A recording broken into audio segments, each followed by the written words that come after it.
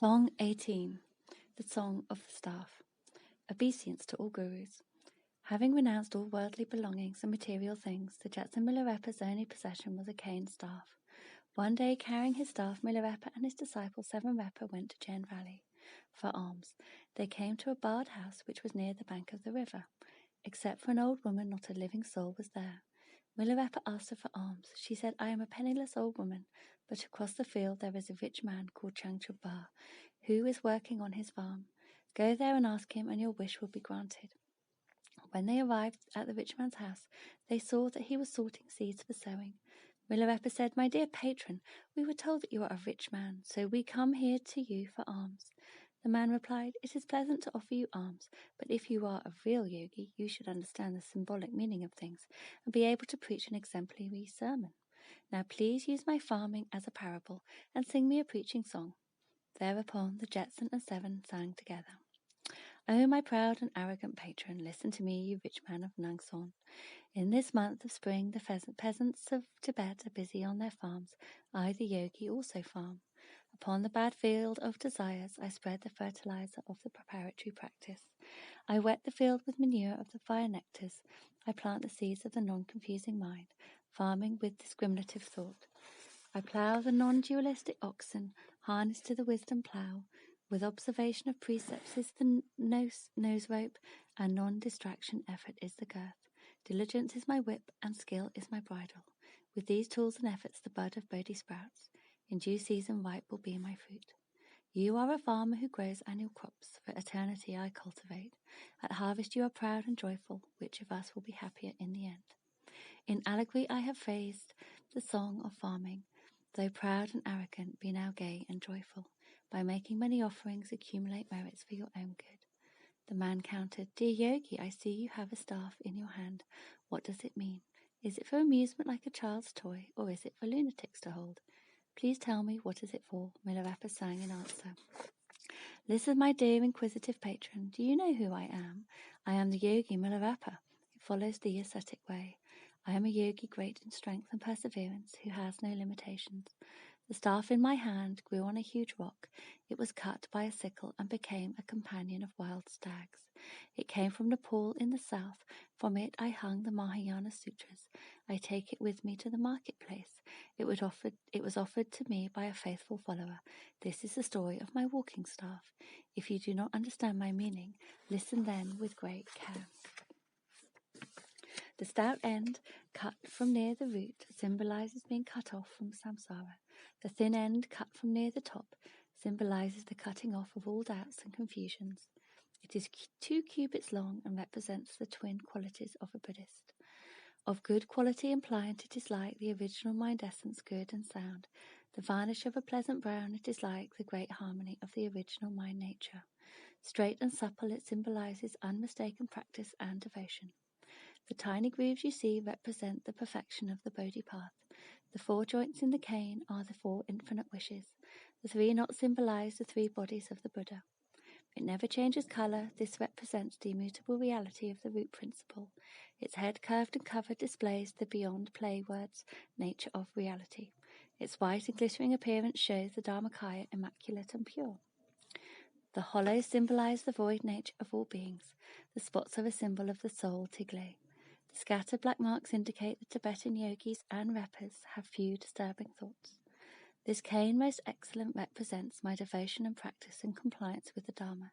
Its elegance and loveliness displays my disciples' sincerity with faith. The iron ferrule on the tip conveys the perseverance of yogis in the hermitage. The handle wrapped with copper represents the mastery and attraction of dakinis. The nail attached to the tip displays the bravery and diligence of yogis. The hanging brass ring represents the increase of inner merits. The ornament of Shabran hanging down is the flexible understanding of the yogi. The thong of the 2 twisted ropes represents the entering of the 2 in one path.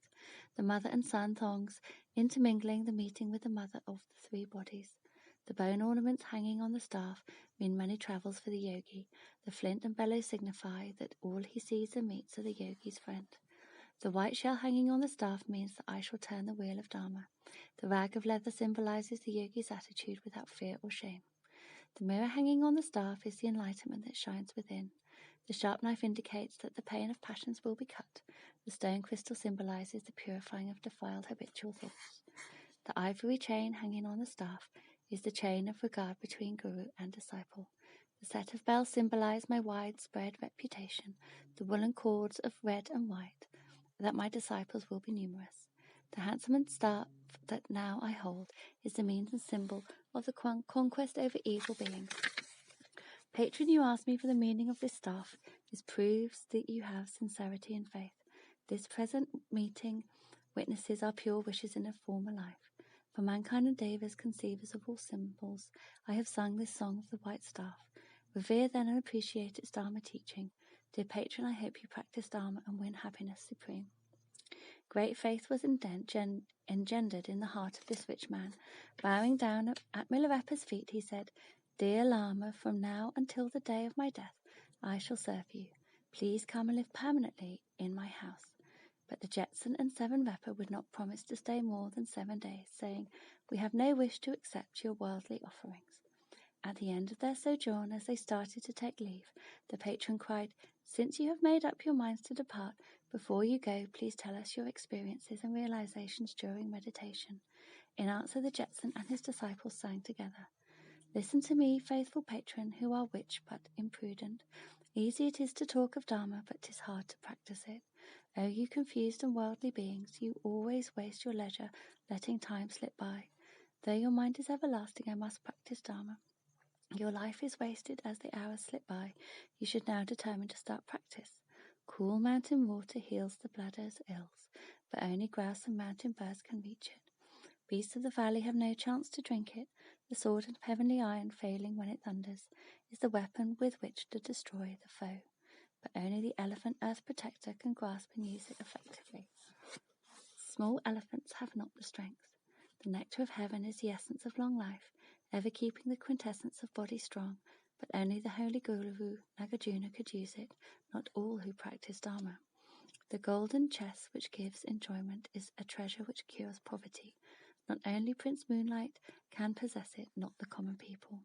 The wondrous gem beneath the ocean is a marvel granting all desires, but it belongs to the dragon of happiness. Men on earth cannot obtain it. Grand scenery indeed has a palace of joyous heaven, but only Guru Asanga can enjoy it. Not all human beings can reach or see it. The medicine of 6 merits can cure colds and fever. It is made from the sandan wood and not from other trees. The 10 white virtues from causation's law enable one to roam the higher realms, but only those with faith can practice them. Great sinners are not free.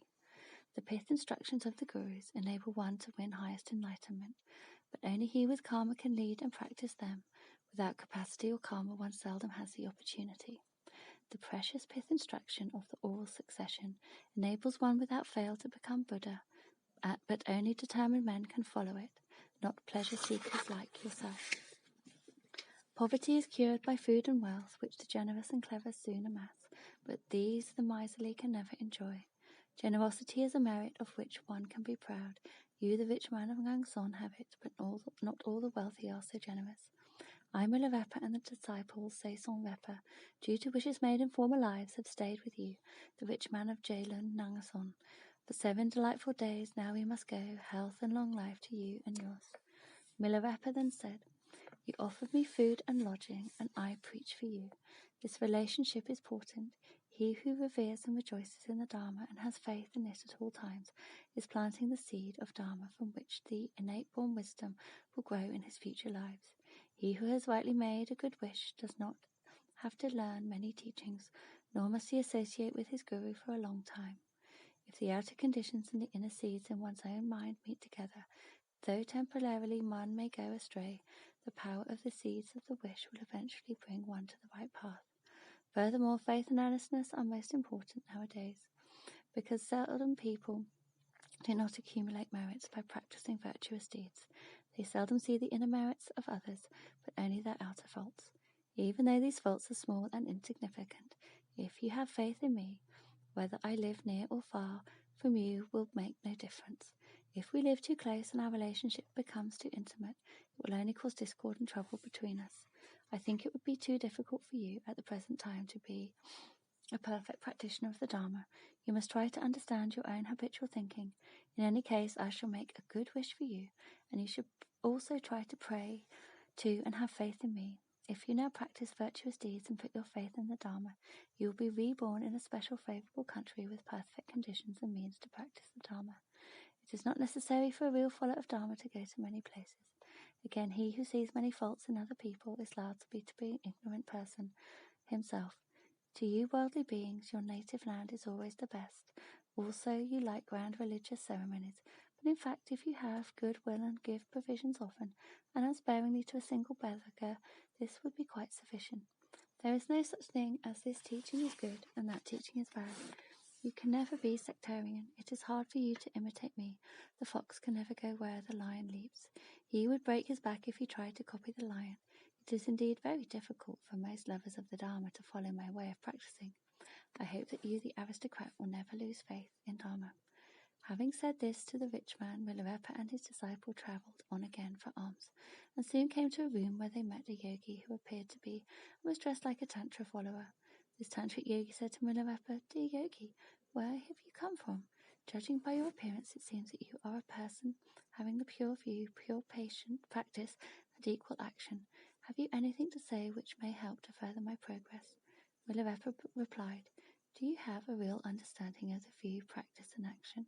If not, I might tell you about mine, but you might not quite appreciate it. It may be better this morning just to establish an auspicious and beneficial karma relationship between us." "Never mind," said the yogi, "I shall give you some alms. I am a teacher of tantrism myself, and so have some understanding of these things. According to my school, the view, practice, and action are like this." And he expounded the teaching at length. Then he asked Milarepa, "Does your school agree with mine?" Milarepa replied, "He who does not fear samsara, renounce the world, and follow the instruction of a qualified guru, with a very strong desire to attain Buddhahood immediately, driven by his craving and evil instincts, is liable to become a mere babbler. Although he talks a great deal about the view, practice, and action, he is most likely to go astray." And the Jetson sang, "Hearken, you great teacher, it is hard to help others if one does not renounce this world. If you do not realize samsara and nirvana are one, and hold a faint idea but dimly in your mind, and indulgence you will freely gratify your senses and be carried away by the torrent of eight desires. You should carefully observe and ask yourself, have I realized the truth of two in one, which is beyond extremes, or have I thrown myself over the four edges? Is my practice free of mind effort? Am I haunted by the ghost of form and substance? Is my blissful and rapturous samadhi a delusive state defiled by grasping craving? Have I been shackled by the laws of form without grace and blessing? When I meditate on the identity of manifestation and guru, does my awareness wander when I illustrate the truth through tantric symbols? Have I taught the truth beyond all symbols? Have I polluted with intentional effort and distorted the originally pure self-mind? Have I done that which I willed in a way that righteous lamas never behave? Did I ever ask myself, am I aware that worldly prosperity and achievements are but the hindrances set up by devils? If you do not understand or practice the teaching of a lineage with grace, the devils will mislead you with their art. Then you will never free yourself from the realms of misery and samsara. Rely then on genuine lineage and practice your devotion without craving and self-indulgence." Having heard this song, the teacher turned to Milarepa in faith and reliance, crying, "This is indeed marvellous." He bowed down at the feet of the Jetson and invited him into his house, giving perfect offerings and service to him. He then asked Milarepa to accept him as his disciple. The Jetson knew that he was a destined person and granted his request. Thereupon all three returned to Lashy Snow Mountain. Having received the initiation and pith instructions from Milarepa, the teacher later acquired the accomplishments and reached a state of emancipation. He was destined eventually to become one of the heart sons of Milarepa and was known as Changchub Jabo, the teacher of Ngangson. This is the story of Milarepa singing the Song of the Staff at Jen Valley and his meeting with the teacher of Ngangson.